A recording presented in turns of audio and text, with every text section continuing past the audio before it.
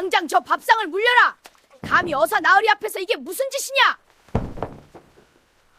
장터 한복판 허름한 국밥집에서 상다리가 부러지는 소리가 울려 퍼졌습니다.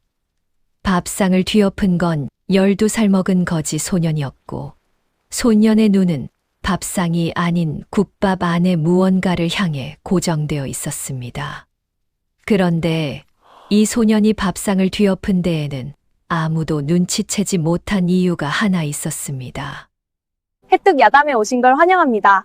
구독, 좋아요로 응원의 마음을 보태주세요. 자, 그럼 오늘도 감동적인 옛날 이야기 지금 바로 시작합니다. 옛날 옛적 한양 도성 남쪽 칠패 장터에 돌쇠라 불리는 소년이 살았습니다. 돌쇠는 부모도 없고 집도 없었습니다. 언제부터 장터에 있었는지조차 본인도 몰랐지요. 기억이라고는 장터 국밥집 처마 밑에서 눈을 떴던 어느 겨울 아침뿐이었습니다.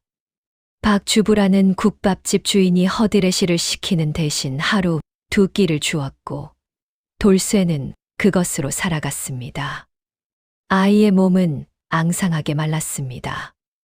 쪽빛 저고리는 한 벌뿐이었고, 갈색 바지는 무릎이 달아해졌습니다. 머리에는 낡은 배 조각을 이마에 둘러 묶었는데, 그것이 돌쇠의 유일한 치장이었습니다. 그러나 눈빛만은 달랐습니다. 짙은 눈썹 아래 두 눈이 또랑또랑하게 빛났고, 무엇이든 한 번 보면 절대 잊지 않는 눈이었습니다. 장터를 오가는 사람들은 그 눈빛을 보고 괜히 찔리는 기분이 든다며 슬금슬금 피했지요. 돌쇠야, 거기 서 있지 말고 상이나 닦아. 박 주부가 행주를 던지며 소리쳤습니다. 예. 돌쇠는 짧게 대답하고 상을 닦기 시작했습니다. 국밥집은 아침부터 분주했습니다. 칠패 장터는 한양에서도 손꼽히게 큰 장터였고, 5일장이 열리는 날이면 팔도에서 사람이 몰려들었습니다. 농부, 장사꾼, 포졸, 사당패, 그리고 때로는 신분을 숨긴 관원들도 허름한 차림으로 끼어들었지요. 돌쇠는 그런 사람들을 보는 것이 좋았습니다.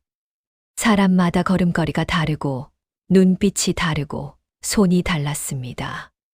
어떤 사람이 무슨 일을 하는지, 어디서 왔는지, 무엇을 숨기고 있는지 돌쇠는 한 번 보면 대부분 알 수 있었습니다. 장터 어귀에 점순 할매가 앉아 있었습니다. 허리가 굽은 노파였습니다.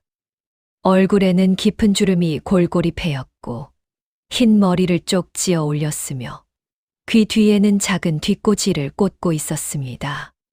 등에는 작은 보따리를 짊어진 채 날마다 장터 어귀에 쭈그려 앉아 엿을 팔았지요. 점순 할매는 돌쇠를 유일하게 아끼는 사람이었습니다. 돌쇠야. 어느 날 저녁 할매가 손짓했습니다. 돌쇠가 다가가자 할매는 엿 한 조각을 쥐어주며 낮은 목소리로 말했습니다. 사람 볼 줄 알면 세상을 볼 줄 안다. 허나 세상을 너무 잘 보면 다친다. 무슨 말씀이세요? 두고 봐라. 할매는 더 이상 말하지 않았습니다. 돌쇠는 그 말을 이해하지 못했습니다. 그저 엿이 달다고 생각했지요. 그런 돌쇠에게 비범한 구석이 하나 있었습니다. 글을 읽을 줄 알았습니다. 가르쳐준 사람이 없었습니다. 서당 근처를 지나다니며 담 너머로 훈장의 목소리를 엿듣고 버려진 책 조각을 주워 혼자 익혔습니다. 그것도 한 번 읽으면 통째로 외워버렸지요. 사람들이 버린 종이 조각, 점포 벽에 붙은 방문, 상자에 쓰인 글씨들. 돌쇠는 닥치는 대로 읽었고 닥치는 대로 기억했습니다. 약재 이름도 알았습니다. 장터에는 약재상이 여럿 있었습니다. 돌쇠는 약재상 앞을 지나다니며 냄새를 맡고 모양을 보며 이름을 외웠습니다. 어느 날 약재상 주인이 장난삼아 물었습니다. 야, 이게 뭔지 아느냐? 백부자입니다. 이건 부자입니다. 모양은 비슷하나 독성이 다릅니다. 백부자는 독이 약하고 부자는 독이 강합니다. 약재상 주인은 눈이 커졌습니다. 내 이놈, 어디서 배웠느냐? 그냥 봤습니다. 그날 이후 약재상 주인은 돌쇠를 볼 때마다 고개를 저었습니다. 저 아이는 보통 아이가 아니야. 구경꾼들은 수군거렸지만 돌쇠는 개의치 않았습니다. 그저 오늘 하루 밥을 먹고 내일을 사는 것이 전부였으니까요. 어느 날은 서당 훈장이 돌쇠를 불렀습니다. 돌쇠가 담벼락 너머로 수업을 엿듣는 것을 발견한 것이었습니다. 야, 이리 오너라. 훈장의 눈초리가 날카로웠습니다. 돌쇠는 머뭇거리다 안으로 들어갔습니다. 내 이놈, 담 너머로 엿드는 게 무슨 짓이냐? 죄송합니다. 그냥 듣고 싶었습니다. 그냥 공부가 하고 싶으면 서당에 들어와야지. 돈이 없습니다. 훈장이 잠시 돌쇠를 내려다봤습니다. 그러더니 무릎개를 손으로 가리키며 말했습니다. 앉아봐라. 오늘 배운 것을 외워봐라. 돌쇠는 그 자리에서 오늘 수업에서 훈장이 읽어준 글을 처음부터 끝까지 외워버렸습니다. 좌중의 학동들이 넋을 잃었습니다. 훈장은 오랫동안 아무 말이 없었습니다. 천자문을 한번 읽어보거라. 훈장이 책을 내밀었습니다. 돌쇠는 책장을 넘기더니 단숨에 읽어 내려갔습니다. 하늘천, 따지, 거물현, 누를황. 훈장의 눈이 점점 커졌습니다. 이놈아, 이걸 언제 배웠느냐? 처음 봤습니다. 훈장은 한참을 말이 없었습니다. 그러더니 낮은 목소리로 중얼거렸습니다. 이 아이는 보통 아이가 아니오. 그날 이후 훈장은 돌쇠에게 수업을 허락했습니다. 돈을 받지 않고서였지요. 그러던 어느 가을날이었습니다. 5일장이 열린 날이라 장터는 발 디딜 틈이 없었습니다. 박 주부의 국밥집도 아침부터 손님이 넘쳤고 돌쇠는 연신상을 나르고 닦고 그릇을 씻었습니다. 그때 세 사람이 국밥집으로 들어왔습니다. 낡은 쪽빛 도포를 입은 젊은 사내, 그리고 그 뒤를 따르는 두 사내였습니다. 세 사람 모두 허름한 차림이었으나 돌쇠의 눈이 앞선 사내에게 멈췄습니다. 저 사람은 다르다. 걸음걸이가 너무 반듯했습니다. 허름한 페랭이를 눌러쓰고 집신을 신었으나 걸음을 내딛는 방식이 달랐습니다. 어깨가 반듯하고 시선이 정면을 향했습니다. 구부정하게 굽히려 하지만 몸에 배지 않은 자세였지요. 손도 이상했습니다. 집신을 신고 있으나 발이 너무 희었습니다. 도포는 낡았으나 안감의 바느질이 촘촘하고 고왔습니다. 저분은 양반이다. 그것도 아주 높은 자리의 양반.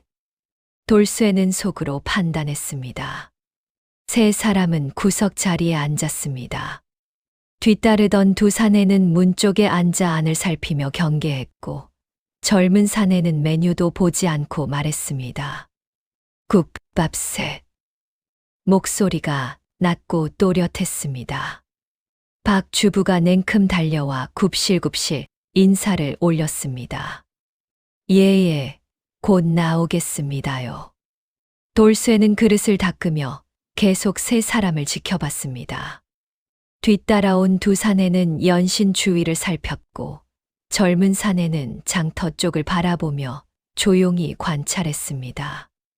어디서 왔는지 모르지만 백성들의 삶을 직접 보러 온 것이 분명했습니다. 잠시 후 박 주부가 국밥 세 그릇을 들고 나왔습니다. 그런데 그때였습니다. 돌쇠의 코가 무언가를 잡았습니다.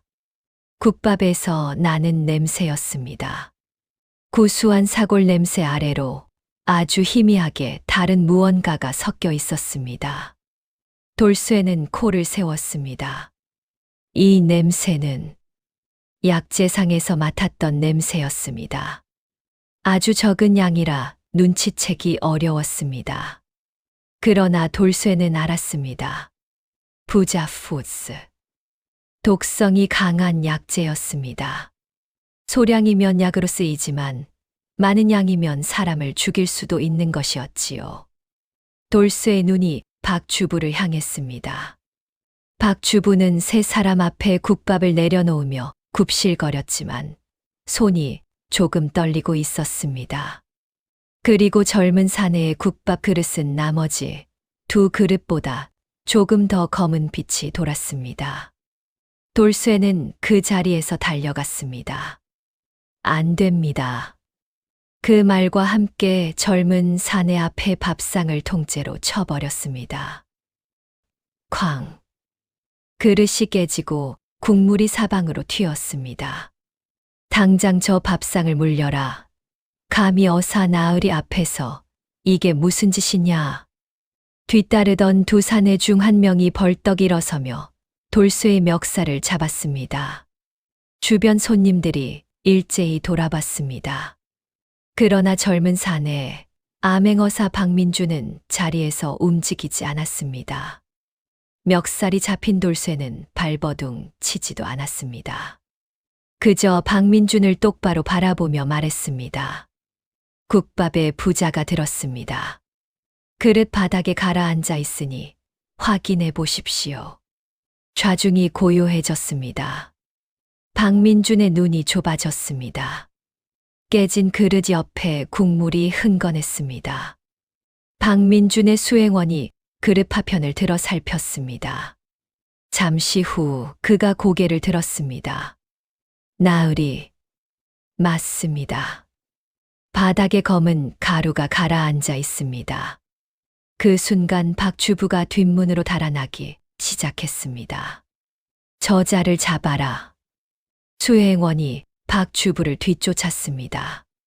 국밥집은 순식간에 아수라장이 됐습니다. 박민주는 소란 속에서도 자리를 지켰습니다. 그리고 아직 멱살이 잡힌 채 서 있는 돌쇠를 천천히 내려다봤습니다. 놓아주어라. 수행원이 손을 풀었습니다. 돌쇠는 저고리 앞섭을 손으로 여몄습니다. 내 이름이 무엇이냐? 박민준이 물었습니다. 돌쇠입니다. 어떻게 알았느냐? 냄새로 알았습니다. 약재상 옆에서 오래 살았습니다. 박민주는 잠시 돌쇠를 바라봤습니다. 12살 먹은 거지 소년치고는 너무 당당한 눈빛이었습니다. 두렵지 않으냐? 나으리 앞에서 밥상을 뒤엎었으니 죄를 물을 수도 있다. 돌쇠는 눈 하나 깜짝하지 않았습니다. 두렵기는 합니다. 그러나 안 했으면 더 후회했을 것입니다. 박민준의 입꼬리가 아주 조금 올라갔습니다. 박 주부는 뒷문 밖 골목에서 결국 잡혔습니다. 수행원에게 끌려온 박 주부는 땅바닥에 엎드려 용서를 빌었습니다. 살려주십시오. 소인은 시킨 대로 했을 뿐이옵니다. 누가 시켰느냐? 박민준의 목소리가 차가워졌습니다. 그건 소인은 모릅니다. 그저 검은 봉투 안에 가루가 들어 있었고 오늘 젊은 양반이 오거든 국밥에 넣으라 했습니다. 그 봉투를 누가 전했느냐? 사흘 전 밤에 얼굴을 가린 사람이 왔습니다. 이 일을 하면 돈 50냥을 주고 하지 않으면 집에 불을 지르겠다고 했습니다. 박민주는 잠시 눈을 감았습니다. 사흘 전. 그것은 박민준이 칠패장터 자맹 계획을 세운 날이었습니다. 자맹 계획을 아는 사람은 극히 일부였습니다. 그 일부 중에 누군가가 있다는 뜻이었지요. 박민주는 이번 자맹에서 나주 목사 권 목사의 비리를 캐고 있었습니다. 권 목사는 칠패 장터를 비롯한 인근 지역 상인들에게 불법으로 세를 걷어 막대한 재물을 긁어 챙기고 있었지요. 뿐만 아니라 억울하게 옥에 갇힌 백성들이 수두룩했고 그 가족들이 한양 어사대에 탄원서를 올린 것이 이번 자맹의 시작이었습니다. 권 목사는 조정 안에도 손을 뻗어 놓고 있었습니다. 어사 파견 정보가 새어나가는 것도 그 때문이었지요. 오늘 이 일을 아무에게도 발설하지 마라. 박민준이 수행원에게 낮은 목소리로 명했습니다. 나으리 자맹을 거두시어야 합니다. 아직 증거가 부족하다. 박민준이 자리에서 일어서며 돌쇠를 다시 내려다봤습니다. 돌쇠. 예. 내일 이 자리에 있어라. 돌쇠는 고개를 갸웃했습니다. 그러나 박민준은 더 말하지 않고 수행원들과 함께 국밥집을 나섰습니다. 허름한 페랭이를 깊이 눌러쓰고 군중 속으로 사라졌습니다. 돌쇠는 한동안 그 자리에 서 있었습니다. 깨진 그릇과 엎질러진 국물. 박 주부는 수행원에게 끌려갔고 국밥집에는 돌쇠만 남았습니다. 그날 저녁 점순 할매가 장터 어귀에서 돌쇠를 기다리고 있었습니다. 들었다. 뭐려? 오늘 내가 한 일. 할매가 돌쇠의 머리에 손을 얹었습니다. 쭈글쭈글한 손이 따뜻했습니다. 무서웠겠구나. 조금은요. 잘했다. 할매가 나직이 말했습니다. 그러나 이제부터가 더 무섭다. 그 나으리의 목숨을 노린 자가 아직 잡히지 않았으니. 돌쇠는 장터 어귀를 바라봤습니다. 저문은 해가 칠패 장터를 붉게 물들이고 있었습니다. 할매, 아까 그 양반이 내일 여기 있으라 했어요. 할매는 잠시 아무 말이 없었습니다. 그래. 가야 할까요? 내가 정해라. 돌쇠는 한참을 생각했습니다. 암행어사. 임금의 명을 받아 비리를 캐는 관원. 자신과는 전혀 다른 세상의 이야기들이었습니다. 그러나 돌쇠는 고개를 끄덕였습니다. 가겠습니다. 할매가 등을 토닥였습니다. 그래. 사람 볼 줄 알면 세상을 볼 줄 안다고 했다. 바람이 장터를 쓸고 지나갔습니다. 돌쇠는 배 머리띠를 고쳐 묶었습니다. 이튿날 아침이었습니다. 돌쇠가 국밥집 앞을 쓸고 있자니 멀리서 허름한 차림에 두 사람이 걸어오는 것이 보였습니다. 어제 그 박민준이었습니다. 이번에는 수행원 한 명만 데리고 왔습니다. 박민준이 돌쇠 앞에 서서 말했습니다. 어제 박 주부를 신문했다. 봉투를 전한 자의 인상착의가 나왔는데 권 목사 댁과 연결된 자가 분명하다. 그러나 하수인의 인상착의만으로는 배후를 잡기 어렵다. 돌쇠는 가만히 들었습니다. 나는 며칠 더 자맹을 이어갈 것이다. 내가 눈과 귀가 되어줄 수 있겠느냐? 장터를 오가는 자들 중 수상한 자를 살펴달라.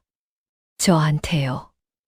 너처럼 사람을 잘 보는 아이는 처음 봤다. 돌쇠는 잠시 박민준을 바라봤습니다.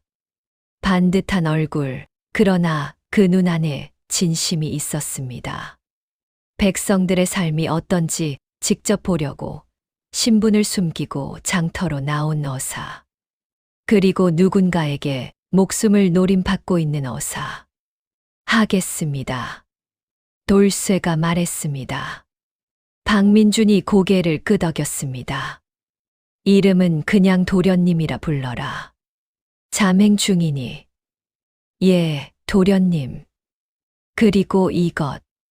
박민준이 작은 천 주머니를 내밀었습니다. 돌쇠가 받아 열어보니 엽전 몇 잎이 들어 있었습니다. 삭시다. 돌쇠는 잠시 주머니를 내려다봤습니다. 이렇게 많은 돈은 처음이었습니다.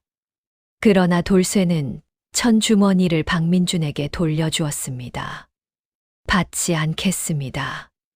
박민준이 눈썹을 올렸습니다. 왜냐? 어제 밥상을 뒤엎은 건 삭슬 받으려고 한 게 아닙니다. 그냥 옳은 일이라 했습니다.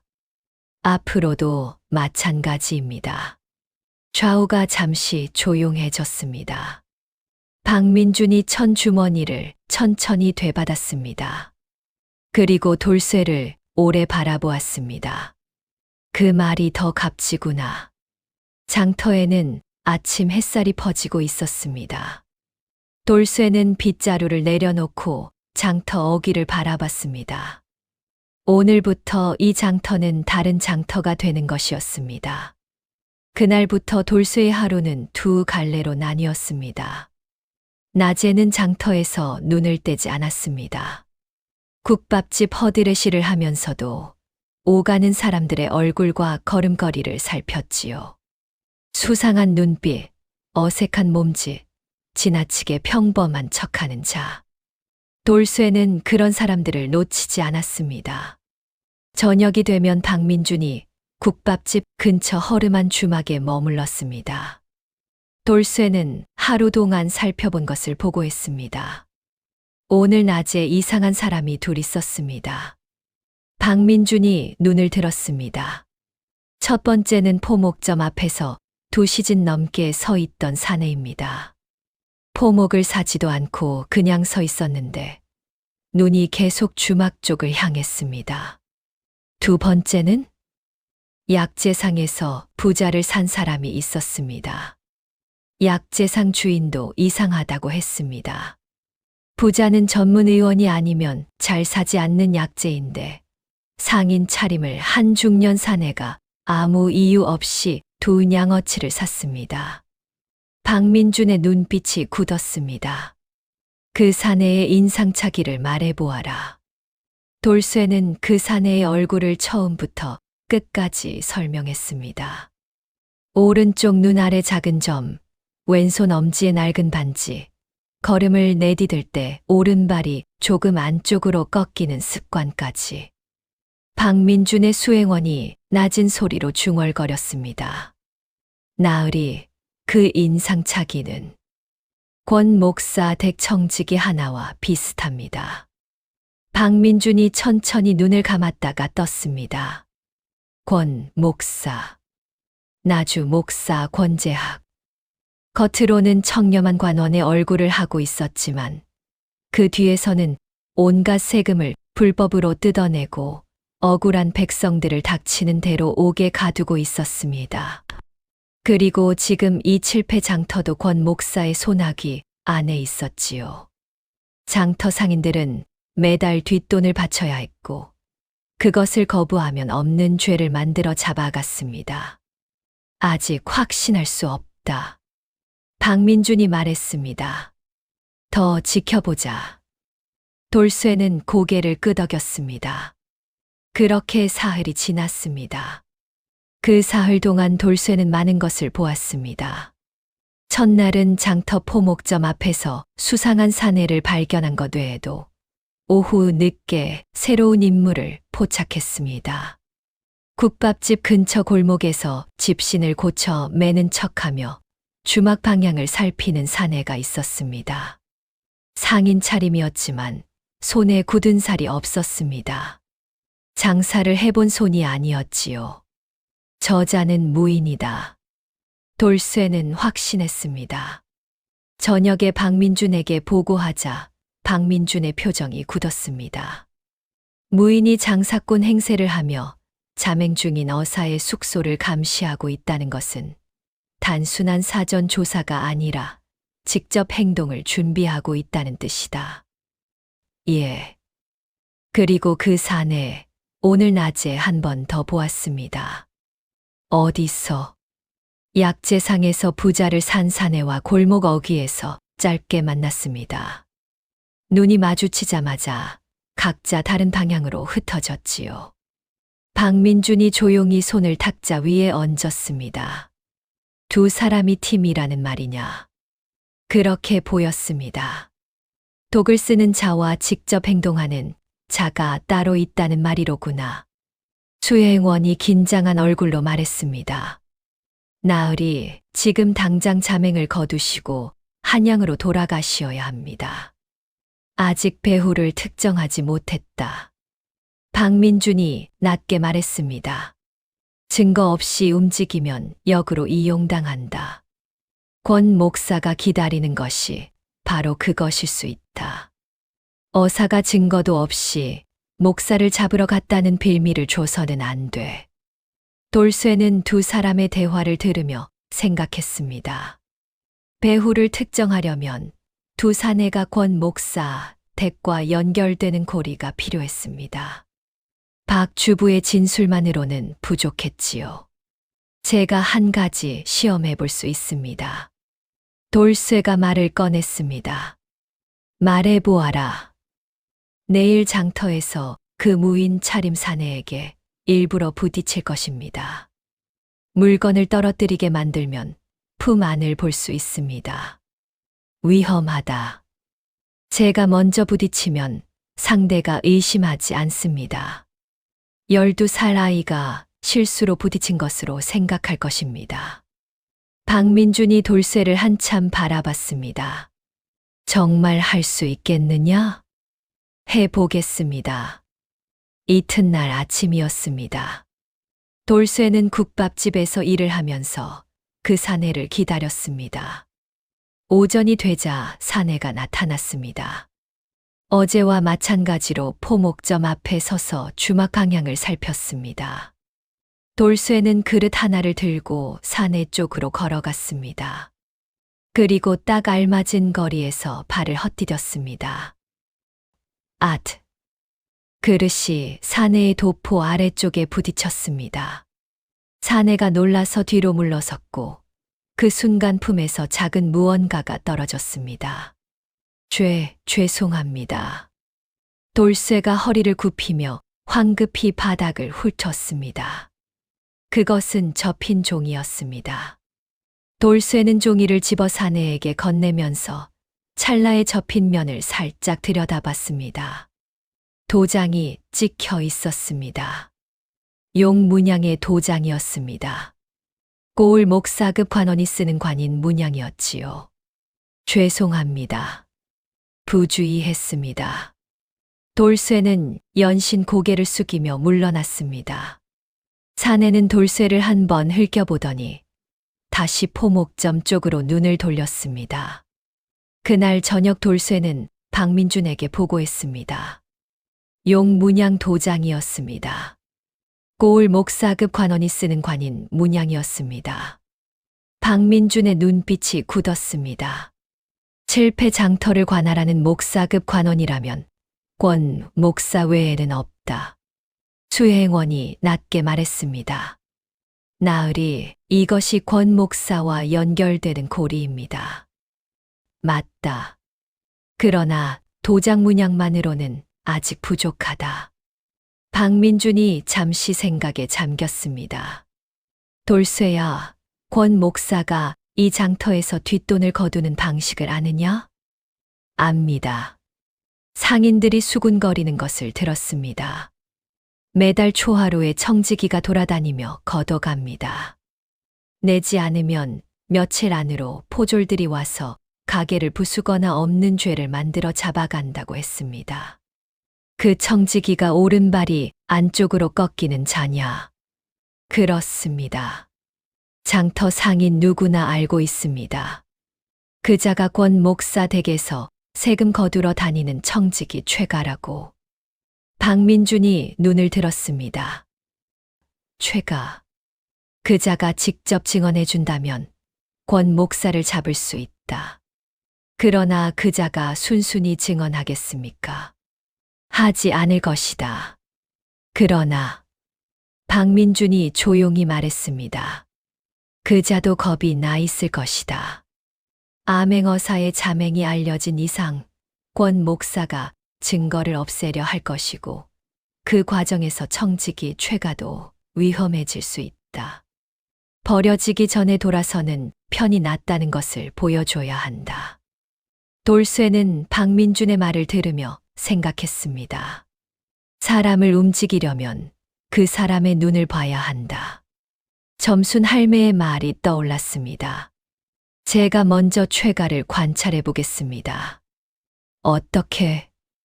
내일 아침 최가가 장터를 돌며 뒷돈을 거두러 다닐 것입니다. 그때 그자의 눈을 보겠습니다. 박민준이 잠시 돌쇠를 내려다봤습니다. 알겠다. 조심해라. 이튿날 아침이었습니다. 최가는 예상대로 장터를 돌았습니다.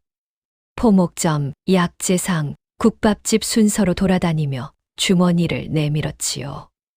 돌쇠는 그 뒤를 조심스럽게 따랐습니다. 최가는 겉으로는 거드름을 피웠습니다. 그러나 눈이 달랐습니다. 연신 주위를 살폈고 수금한 돈을 받아 넣을 때마다 손이 조금씩 떨렸습니다. 저자도 두려워하고 있다. 돌쇠는 확신했습니다. 그때였습니다. 최가가 어느 골목 어귀에서 걸음을 멈추고 주위를 살폈습니다. 그러더니 품에서 종이 한 장을 꺼내 들여다봤습니다. 돌쇠는 슬그머니 뒤편 처마 그늘에 붙었습니다. 최가의 표정이 굳었습니다. 종이를 보는 그 눈이 두려움으로 가득 찼습니다. 저 종이에 무슨 내용이 있는 걸까? 최가는 서둘러 종이를 품에 감췄습니다. 그러더니 빠른 걸음으로 장터를 빠져나갔습니다. 그날 저녁이었습니다. 최가가 어디론가 종이를 받고 두려워했습니다. 아마도 권 목사 쪽에서 연락이 온 것 같습니다. 박민준의 수행원이 끼어들었습니다. 나으리, 어사대로부터 연락이 왔습니다. 권 목사가 한양 쪽 조정관원 여럿에게 매물을 건넸고 이번 자맹 정보가 새어나간 경위도 그쪽으로 추정된다고 합니다. 박민준이 눈을 좁혔습니다. 그렇다면 최가가 받은 종이는 어사가 장터에 있다는 것을 알리는 긴급 지시였을 것이다. 예. 아마도 증거를 없애고 어사를 제거하라는 내용이겠지요. 방 안이 무거워졌습니다. 박민준이 돌쇠를 바라봤습니다. 돌쇠야, 지금 상황이 달라졌다. 권 목사가 움직이기 시작했다. 이제 남은 시간이 많지 않다. 무엇을 해야 합니까? 최가를 설득해야 한다. 그자가 돌아서면 권 목사를 잡을 수 있다. 제가 해보겠습니다. 박민준이 눈을 들었습니다. 위험하다는 것을 알면서도 최가의 눈을 봤습니다. 그자도 더 이상 이 일을 원하지 않고 있었습니다. 박민준이 잠시 돌쇠를 바라봤습니다. 그러더니 품에서 작은 패 하나를 꺼냈습니다. 동그랗고 납작한 금속패였습니다. 한쪽에는 어사유시라는 글자가 새겨져 있었고 다른 쪽에는 마페마바의 작은 말 문양이 새겨져 있었지요. 어사의 신분을 증명하는 증표였습니다. 이것을 가지고 있어라. 이것이 무엇입니까? 내가 진짜 어사라는 증거다. 내가 최가를 설득할 때 이 패를 보여주면 어사의 보호 아래 증언할 수 있다는 것을 알 것이다. 그러나 나으리, 이 패를 제가 갖고 있으면 위험하다는 것을 알고 있다. 박민준이 말했습니다. 그러나 나는 내가 이 패를 올바르게 쓸 것이라 믿는다. 돌쇠는 마패를 두 손으로 받아 저고리 안에 넣었습니다. 차가운 금속의 무게가 느껴졌습니다. 그날 밤이었습니다. 돌쇠는 최가가 머무는 주막을 찾아갔습니다. 최가는 혼자 술을 마시고 있었습니다. 그러나 술잔을 비우는 것이 아니었지요. 그저 탁자 위에 잔을 올려놓고 멍하니 앉아 있었습니다. 눈이 텅 비어 있었습니다. 돌쇠는 최가 맞은편에 조용히 앉았습니다. 최가가 고개를 들었습니다. 뭐냐, 이 아이가. 앉아도 됩니까? 안 된다. 이미 앉았습니다. 최가가 인상을 찌푸렸습니다. 장터 국밥집 아이 아니냐. 저리 가거라. 돌쇠는 물러나지 않았습니다. 최가 나으리, 오늘 골목에서 받은 종이에 무슨 내용이 있었습니까? 최가의 얼굴이 굳었습니다. 내 이놈, 감히 나를 미행한 것이냐? 미행이 아닙니다. 그냥 봤습니다. 최가가 낮게 으르렁거렸습니다. 어린 것이 참견하지 마라. 어서 꺼지거라. 그러나 돌쇠는 최가의 눈을 보았습니다. 분노 뒤에 두려움이 있었습니다. 그리고 그 두려움 뒤에 지쳐 있는 사람이 있었습니다. 지치셨지요. 돌쇠가 조용히 말했습니다. 최가가 말이 없었습니다. 권 목사 되기를 하신 지 오래됐습니까? 신핀년이다. 억울하게 잡혀간 백성들을 보셨을 것입니다. 최가가 잔을 내려놓았습니다. 어린 것이 무엇을 안다고. 저도 장터에서 오래 살았습니다. 권 목사 청지기가 돌아다니며 돈을 걷어가는 것을 봤습니다. 돈을 못 내서 잡혀간 아버지를 마당에서 울며 바라보던 아이도 봤습니다. 최가의 눈이 흔들렸습니다. 나는 시킨 일을 했을 뿐이다. 알고 있습니다. 그러나 나으리는 이미 알고 계십니다. 이 일이 어디로 향하는지를. 최가가 아무 말이 없었습니다. 권 목사가 오늘 나으리에게 연락을 보냈지요. 아마도 증거를 없애라는 지시였을 것입니다. 최가가 눈을 들었습니다. 어떻게? 나으리의 얼굴에 다 나와 있었습니다. 최가가 긴 침묵 끝에 말했습니다. 증거를 없애라는 것만이 아니었다. 최가의 목소리가 낮아졌습니다. 장터에 온 어사를 없애라는 지시였다. 돌쇠는 눈을 좁혔습니다. 이미 칼잡이들이 움직이고 있다. 오늘 밤중에 어사 일행이 머무는 주막을 습격하기로 했다. 돌쇠는 자리에서 일어섰습니다. 나으리, 지금 저와 함께 가셔야 합니다. 어디로? 어사 나으리께. 최가가 의심스러운 눈으로 돌쇠를 바라봤습니다. 나는 이 일에 더 끼어들고 싶지 않다. 그러나 나으리는 이미 끼어들어 계십니다. 끝까지 권 목사 편에 서시겠습니까? 아니면 지금 돌아서시겠습니까? 최가는 한참을 말이 없었습니다. 어사 나으리가 나를 보호해 줄 수 있겠느냐? 돌쇠는 저고리 안에서 마패를 꺼냈습니다. 차가운 금속에 어사라는 글자가 새겨져 있었습니다. 이것이 증표입니다. 최가가 마패를 바라봤습니다. 눈빛이 흔들렸습니다. 오늘 밤중에 습격이 온다고 했습니까? 예. 서둘러야 한다. 최가가 자리에서 일어섰습니다. 돌쇠는 최가와 함께 주막으로 달려갔습니다. 박민준의 방 앞에서 돌쇠가 문을 급히 두드렸습니다. 도련님, 오늘 밤 습격이 옵니다. 문이 열렸습니다. 박민준이 나왔습니다. 어떻게 된 일이냐? 이분이 최가입니다. 권 목사 댁 청지기입니다. 박민준의 눈이 최가에게 향했습니다. 최가는 바닥에 무릎을 꿇었습니다. 소인이 잘못했습니다. 칼잡이들이 오늘 밤 이 주막을 습격하기로 했습니다. 이미 골목 어귀에 2명이 배치되어 있을 것입니다. 박민준이 수행원에게 눈짓했습니다. 지금 당장 주막에서 나가야 합니까? 늦었습니다. 골목 양쪽을 이미 막았을 것입니다. 박민준의 눈이 차갑게 굳었습니다. 그렇다면 우리가 움직일 것이 아니라 저쪽이 움직이게 해야 한다. 무슨 뜻입니까? 저쪽이 먼저 습격을 해야 현행범이 된다. 그리고 현행범이 있어야 권 목사를 잡을 수 있다. 수행원이 다급히 말했습니다. 나으리, 그것은 너무 위험합니다. 그러나 증거가 될 수 있는 가장 확실한 방법이다.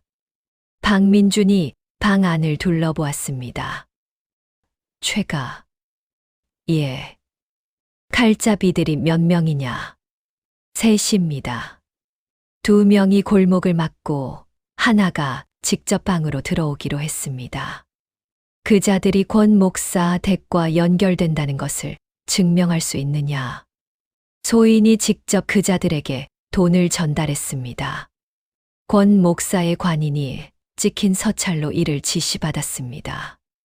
그 서찰이 아직 소인의 품에 있습니다. 최가가 품에서 접힌 서찰을 꺼냈습니다. 박민준이 서찰을 받아 펼쳤습니다. 용문양 관인이 찍혀 있었습니다. 그리고 그 안에는 선명하게 쓰여 있었지요. 장터의 어사를 없애고 증거를 불태워라. 박민준의 손에 힘이 들어갔습니다. 이것이면 충분하다. 그때였습니다. 밖에서 발소리가 들렸습니다. 조심스럽고 빠른 발소리였습니다. 한 명이 아니었습니다.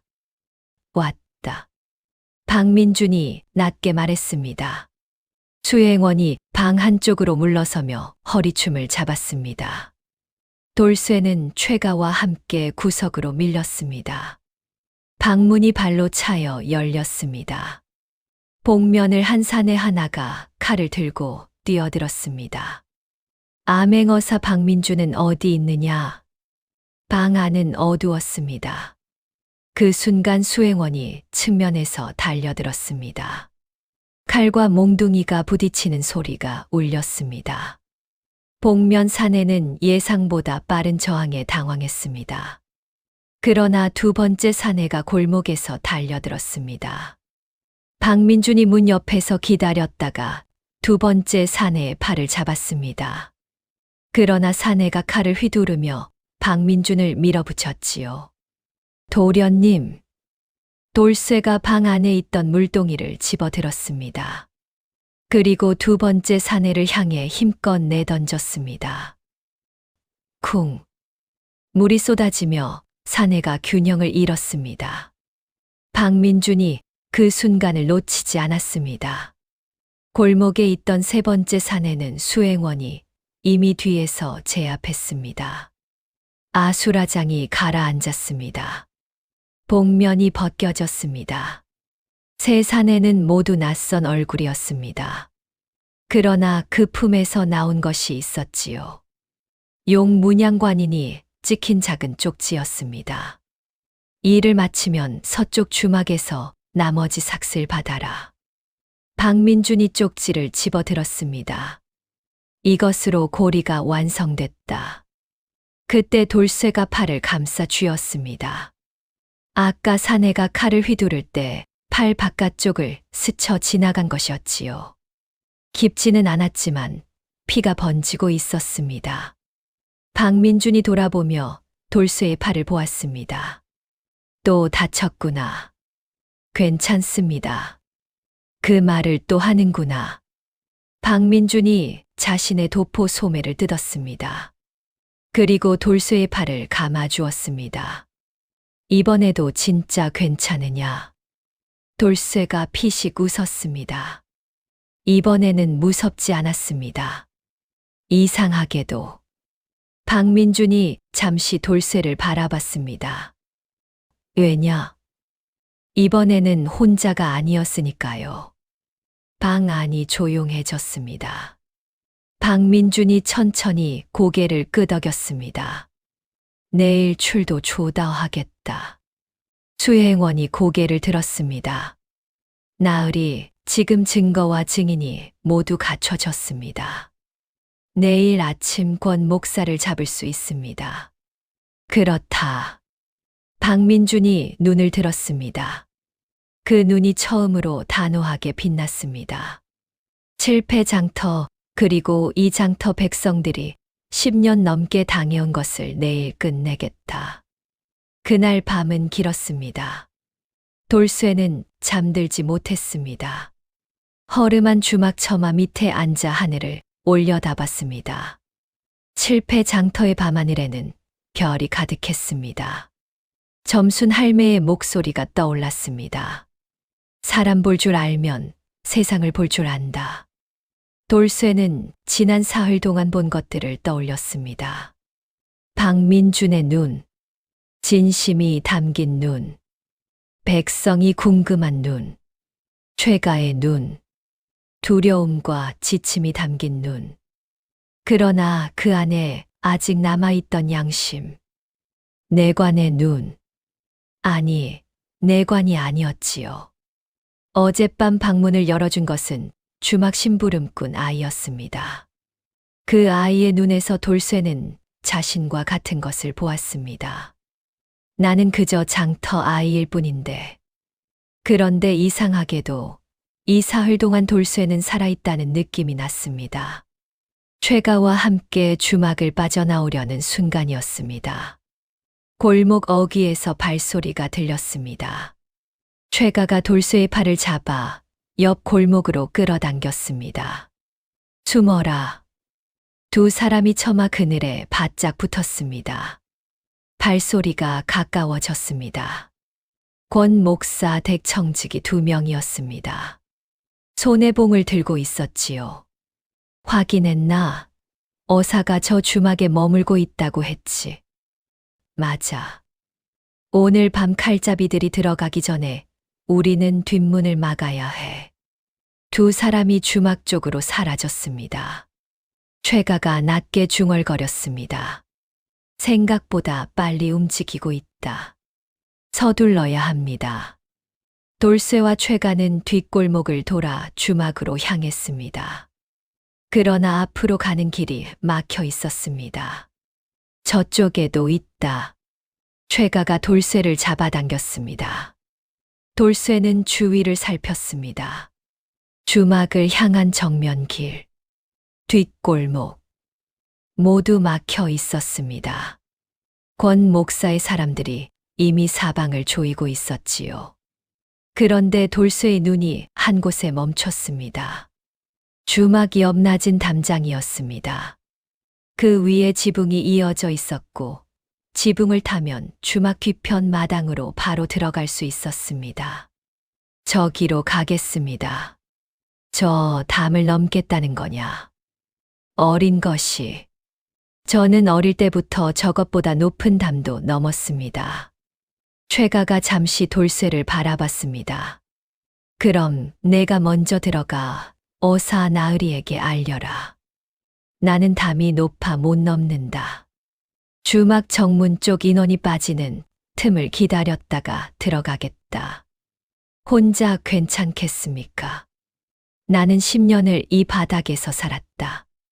이 정도는 피한다.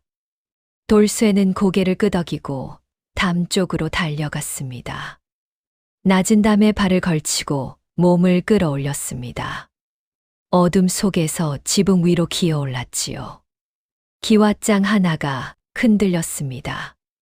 돌쇠는 숨을 죽이고 기다렸습니다. 아래에서 발소리가 지나갔습니다. 돌쇠는 다시 기어갔습니다. 지붕 끝에서 마당 안을 내려다봤습니다. 마당은 비어 있었습니다. 돌쇠가 조용히 뛰어내렸습니다. 그리고 주막 뒷문을 두드렸습니다. 그 이후의 일은 빠르게 진행됐습니다. 돌쇠가 박민준에게 상황을 전했습니다.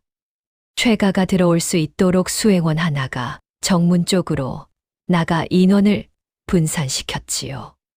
그 틈에 최가가 주막 안으로 들어왔습니다. 세 사람이 방 안에 모였습니다. 그리고 잠시 후 칼잡이들이 들이닥쳤습니다. 아침 해가 동쪽에서 밝아왔습니다. 드디어 출도의 날이었습니다. 칠패 장터 아침이 이제 막 열리고 있었습니다. 상인들이 하나둘 좌판을 펼치고 장꾼들이 발걸음을 옮기기 시작했습니다. 포목점, 약재상 국밥집. 어느 날과 다르지 않은 평범한 아침이었지요. 그런데 장터 한쪽에 낯선 사람들이 보였습니다. 허름한 행색이었지만 눈빛이 달랐습니다. 서너 명이 장터 곳곳에 자연스럽게 흩어져 있었지요. 돌쇠는 그들이 박민준의 수행원들이라는 것을 알았습니다. 이미 배치가 끝났다. 돌쇠는 국밥집 처마 밑에 서서 장터를 바라봤습니다. 권 목사 대포졸들도 나와 있었습니다. 그들도 무언가 낌새를 챘는지 평소보다 더 많은 인원이 장터를 돌았습니다. 두 세력이 서로를 의식하며 장터 안에 공존하고 있었습니다. 그러나 아무도 먼저 움직이지 않았지요. 박민준이 언제 나타날지 돌쇠는 몰랐습니다. 그저 기다렸습니다. 시간이 흘렀습니다. 해가 조금 더 높이 올라갔습니다. 그때였습니다. 장터 한복판에서 갑자기 북소리가 울렸습니다. 둥, 둥, 둥. 사람들이 멈춰 서서 돌아봤습니다. 장터 한가운데 서 있는 젊은 사내가 있었습니다. 허름한 도포는 벗어지고 반듯한 청색 관복이 드러났습니다. 손에는 마패가 들려 있었지요. 암행어사 출두요. 그 목소리가 장터 끝까지 울려 퍼졌습니다. 암행어사 출두요. 사람들이 일제히 자리를 피했습니다. 수행원들이 사방으로 흩어지며 장터를 봉쇄했습니다. 권 목사 대포졸들이 술렁거렸습니다. 그러나 이미 늦었습니다. 박민준이 큰 목소리로 선포했습니다. 나는 임금께서 직접 명을 내리신 암행어사 박민준이로다. 나주 목사 권재학의 불법 징세와 백성 수탈, 그리고 어사 암살 음모에 대한 증거를 갖추었으니 당장 권재학을 잡아오라. 장터에 있던 권 목사의 포졸들이 술렁거렸습니다. 그러나 이미 늦었습니다. 박민준의 수행원들이 어사의 관인이 새겨진 공문을 들고 장터 인근 관아로 달려갔고, 관아 안에서도 권 목사를 따르지 않는 관원들이 안에서 호응했습니다. 권재학은 관아 안에 있었습니다. 박민준이 관아 문 앞에 섰습니다. 권재학, 나주 목사 권재학, 임금의 명을 받은 암행어사 앞에 즉시 나오라. 관아 문이 열렸습니다. 권재학이 나왔습니다. 50줄의 사내였습니다. 얼굴은 둥글고 붉었으며 배가 나왔지요. 겉으로는 여유로운 웃음을 띠고 있었지만 눈이 달랐습니다. 오, 어사 나으리. 어서 오시오. 소인이 먼저 인사를 드렸어야 하는데 예를 갖추지 못했소이다. 예는 필요 없소. 박민준이 차갑게 말했습니다. 증거부터 들으시오. 수행원이 앞으로 나섰습니다. 손에는 서찰 2장이 들려 있었습니다. 하나는 최가의 품에서 나온 것이었고, 하나는 어젯밤 습격자에게서 나온 쪽지였습니다. 이것이 무엇인지 아시겠소? 권재학이 서찰을 바라봤습니다. 눈빛이 흔들렸습니다. 그러나 이내 다시 웃음을 띄었습니다. 소인은 그런 서찰을 쓴 적이 없소이다. 누군가 소인을 모함하는 것이 분명하오. 그렇소. 박민준이 최가를 앞으로 불렀습니다. 최가가 관아뜰에 무릎을 꿇었습니다. 소인이 직접 목격했습니다. 권 목사 나으리께서 이 서찰에 직접 관인을 찍는 것을. 권재학의 얼굴이 굳었습니다. 이 배신한 놈, 내 이놈이 감히. 조용히 하시오. 박민준이 목소리를 높였습니다. 최가의 진술만이 아니오. 장터 상인 여럿이 증인으로 섰소. 10년 넘게 불법으로 세를 뜯긴 상인들이 모두 증언할 것이오. 장터 쪽에서 사람들이 하나둘 모여들고 있었습니다. 상인들이었습니다. 포목점 주인, 약재상 주인, 국밥집 세 주인, 그리고 이름 모를 행상들까지. 그들은 서로 눈빛을 교환하며 관아뜰로 들어섰습니다. 소인도 증언하겠습니다. 포목점 주인이 말했습니다. 소인도요. 약재상 주인이 나섰습니다. 소인의 남편이 돈을 못 냈다는 이유로 잡혀갔습니다. 3년째 옥에 있습니다. 어느 안악이 앞으로 나서며 말했습니다. 눈이 벌겋게 달아올라 있었습니다. 관아뜰이 사람들로 가득 찼습니다. 권재학의 얼굴이 조금씩 창백해졌습니다. 이것은 모두 어사가 꾸민 것이오. 소인이 30년 동안 나라를 위해 30년이라 하셨소. 박민준이 천천히 앞으로 걸어왔습니다. 그 30년 동안 나라를 위한 것이 있었다면 그것은 장터 상인들이 피땀으로 낸 세금이었소. 그러나 그 세금은 나라가 아닌 목사 댁창고로 들어갔소. 권재학이 발을 굴렀습니다. 증거라 한들 청지기 하나의 말이 아니오. 청지기가 임의로 한 일을 소인에게 뒤집어 씌우는 것이오. 그렇다면 이것은 어떻게 설명하시겠소? 박민준이 손짓하자 수행원 하나가 묵직한 장부를 들고 나왔습니다. 관아 창고에서 나온 것이오. 불법으로 거둔 세금을 연도별로 기록한 장부요. 이 장부에는 목사 나으리의 친필 서명이 있소이다. 권재학이 장부를 보는 순간 눈빛이 무너졌습니다. 그것은 직접 쓴 글씨였습니다. 부정할 수 없었지요. 그리고 어젯밤 나를 습격한 세 사내가 이미 잡혀 있소. 그자들의 입을 통해 누가 지시했는지도 곧 밝혀질 것이요. 권재학이 뒤로 물러섰습니다. 이것은 더 이상 변명은 필요 없소.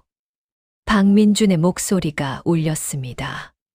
권재학, 너는 목사의 자리를 이용하여 10년 넘게 백성들의 재산을 불법으로 빼앗고 저항하는 자들을 억울하게 옥에 가두고 임금의 명을 받은 어사를 해하려 하였다. 이 죄를 어찌 면할 것이냐? 권재학의 다리가 풀렸습니다. 그 몸집 좋고 배 나온 사내가 그대로 뜰에 무릎을 꿇었습니다. 소인이 잘못했습니다. 목소리가 쪼그라들었습니다. 살려주십시오. 관아뜰이 조용해졌습니다. 그 침묵을 깬 것은 박민준이 아니었습니다. 장터 상인들이었습니다. 누군가가 조용히 울음을 삼켰습니다. 그 옆에 있던 사람도. 그러다 아까 앞으로 나선 안악이 목을 놓아 울기 시작했습니다. 제 남편 돌려주십시오. 울음소리가 뜰에 번졌습니다. 박민준이 수행원을 돌아봤습니다.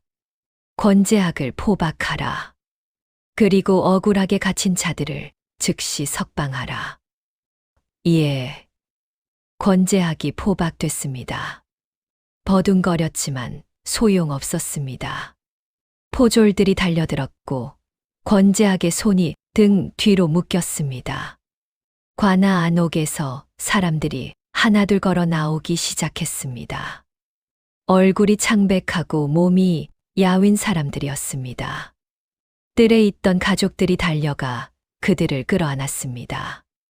울음소리와 웃음소리가 뒤섞였습니다. 돌쇠는 관아뜰 한쪽에 서서 그 모든 것을 바라보았습니다. 이상한 일이었습니다. 이 장터에서 10년 넘게 살면서 보아온 풍경들이 있었습니다. 돈을 못 내고 울며 좌판을 접는 상인, 포졸들에게 끌려가는 사내.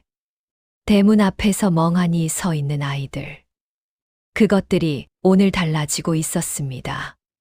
박민준이 돌쇠 옆으로 왔습니다.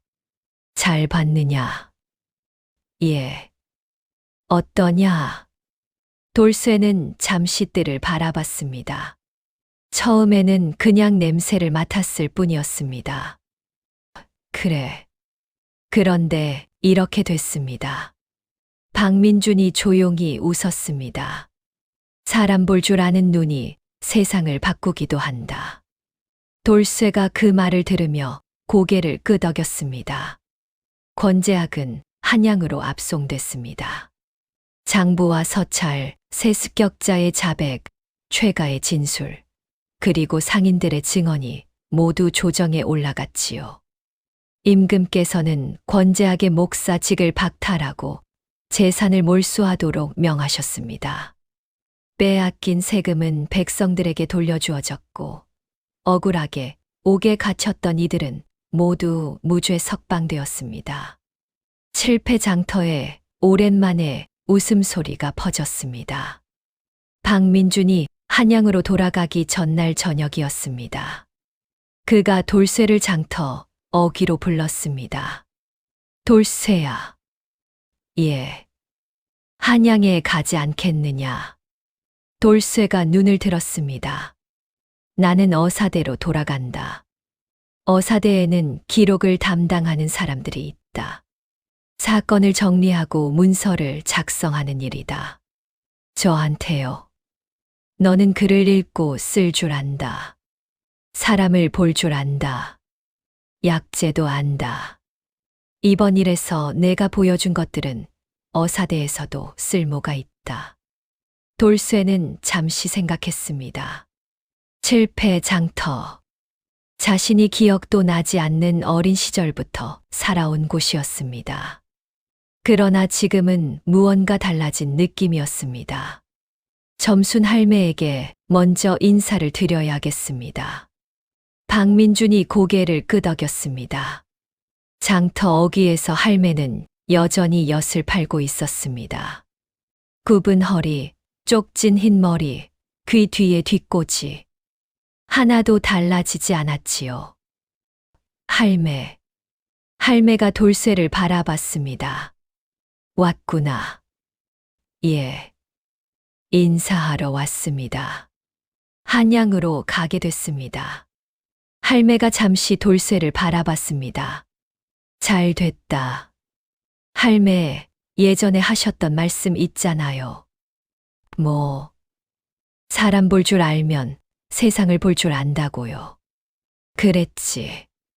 그 말이 이번에 저를 살렸습니다. 그리고 이 장터 사람들도 살렸습니다. 할매가 눈을 가늘게 떴습니다. 어떻게? 최가의 눈을 봤습니다. 두려워하는 눈이었지만 지쳐있는 눈이었습니다. 아직 돌아설 수 있는 사람이었습니다. 그래서 설득할 수 있었습니다. 할매가 조용히 웃었습니다. 그래. 사람의 눈은 거짓말을 못한다. 돌쇠가 허리를 굽혀 인사했습니다. 고맙습니다, 할매. 오래오래 건강하십시오. 그래. 너도 잘 살 거라. 할매가 엿 한 조각을 쥐어주었습니다. 돌쇠는 엿을 받아들고 장터를 바라봤습니다. 칠패장터. 오늘은 평소와 달랐습니다. 상인들이 활기차게 좌판을 펼쳤고 값을 흥정하는 목소리가 유독 크게 울렸습니다. 포목점 앞에서 웃음소리가 났고 약재상 주인이 오랜만에 노래를 흥얼거렸습니다. 돌쇠는 마지막으로 장터를 한 바퀴 눈으로 담았습니다. 그리고 박민준이 기다리는 쪽으로 걸음을 옮겼습니다. 집신 밑으로 흘길이 느껴졌습니다. 아침 바람이 배 머리띠를 스쳐 지나갔습니다. 훗날 사람들은 이 이야기를 이렇게 전했습니다. 칠패장터에 거지 소년이 있었는데 그 아이는 사람 볼 줄 알고 약재 볼 줄 알고 글 볼 줄 알았다고. 그 아이가 암행어사의 목숨을 구하고 칠패장터의 12년 억울함을 풀어냈다고. 그리고 그 아이는 훗날 어사대에서 이름을 떨치며 억울한 백성들의 목소리를 세상에 전했다고. 눈에 보이는 것이 전부가 아니니라. 사람을 볼 줄 알면 세상이 보이는 법이다. 그 말이 오늘날까지 칠패장터에 전해지고 있습니다. 해뚜기 아담 영상을 빠르게 만나보시려면 좋아요와 구독을 눌러주세요. 더 재미있는 영상들도 함께 해주세요.